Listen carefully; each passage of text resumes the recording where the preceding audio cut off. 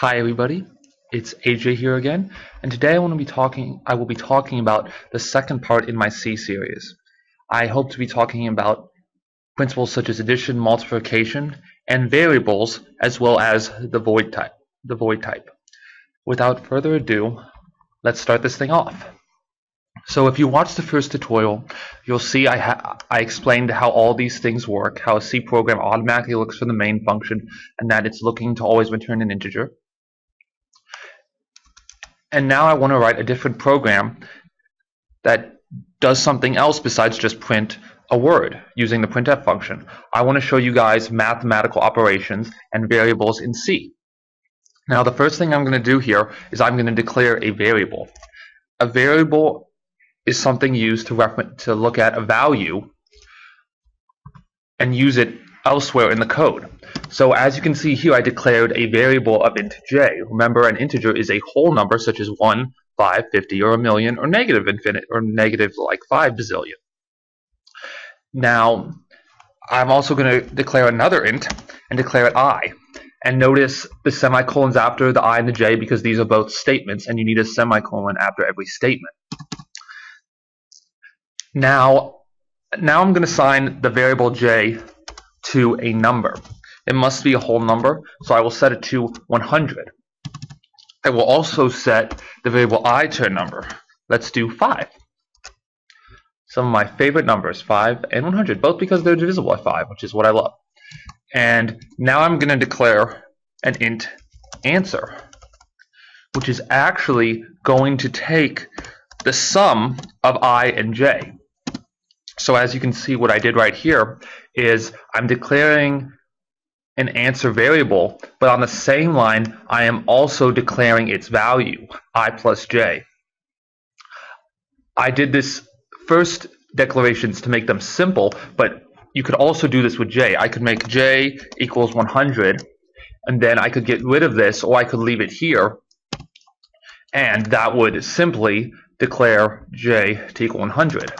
If I wanted to change j down the code line, I could say j equals 105, and now the j value would be overridden with 105 instead of 100.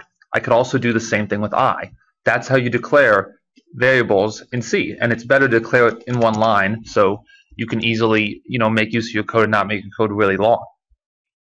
So I have this integer answer which looks at the variables of I and j, adds them together, and that answer is stored, for example 105, within the variable answer.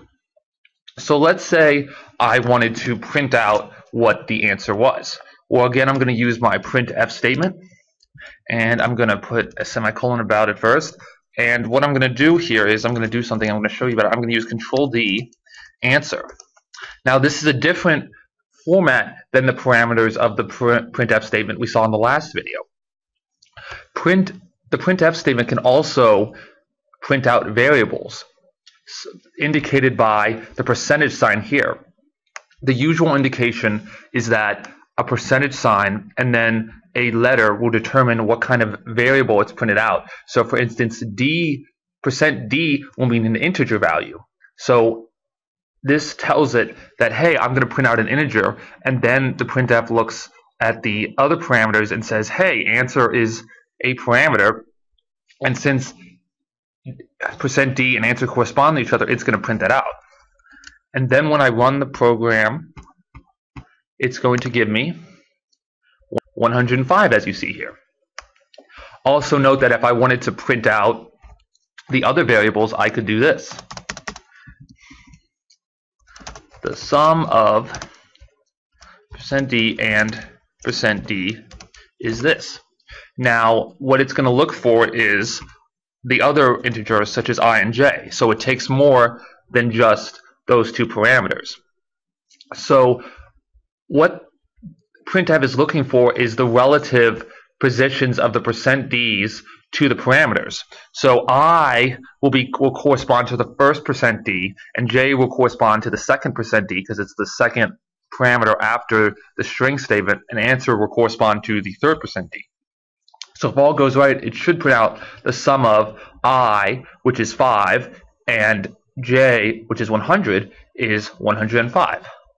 Let's just make sure that happens. Yay, it does happen. And there you go. That's how you can print out a simple addition function. Now, there are other functions in C that are in most programs as well. Actually, I think they're in all of them. There's your basic math functions. You have multiplication, which multiplies them together. So 5 times 100 is going to be 500. Maybe I should change this to multiplication, but you get what I'm saying. And I can also do division. I'll need to switch that around. J divided by I is going to be 20. And it is. And I can also do a subtraction, obviously. I forgot to mention that.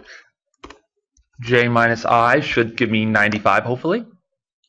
And I hope you're seeing how probably useful these variables will be in the future.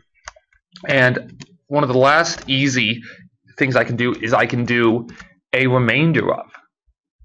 So what this does is it calculates the remainder of something. So if you remember, like 3rd grade math class, you had to take remainders of things when you divided it instead of taking a decimal. So for instance, 100 remainder of 5 should give me 0, or maybe I have it the wrong way.